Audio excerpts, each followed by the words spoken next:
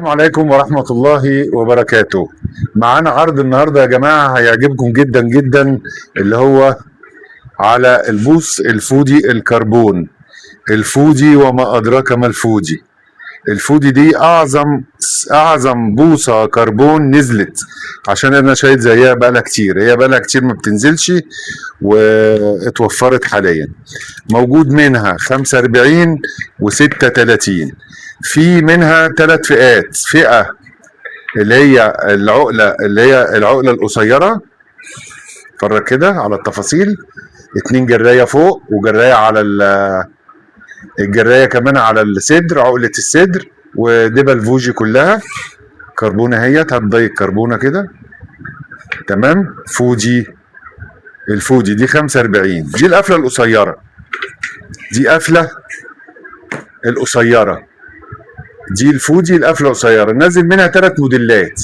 طبعا كل فئه اعلى من الثانيه في الجوده وفي المتانه في كل حاجه. العقله القصيره 45 و36، والعقله المتوسطه نفتح واحده عشان نجيب تفاصيلها. هات كده يا استاذ احمد. ادي علامه الفودي. وبرضو نفس الموضوع، بتيجي برضو 2 جراية همت على اللبلوب وجراية على الصدر. ودي الكربونة ده اللي هو الكربون اللي هو المجدول المضفر. ايوه تمام كده.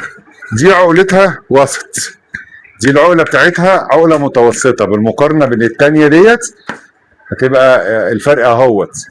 ممكن نبقى نحطها لكم على الميزان نوزنها. 45 و36.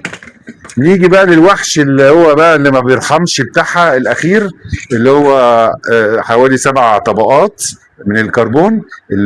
علامة الفودي هات بقى الضلة نفتح برضو.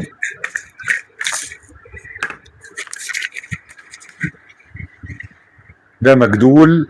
الغابة غابة تنفع للريم وتنفع لحبايبنا بتوع اسكندرية للصيد، لأن الغابة مسطرة واقفة. غابة البوصة واقفة، يعني صلبة، مش طرية من قدام.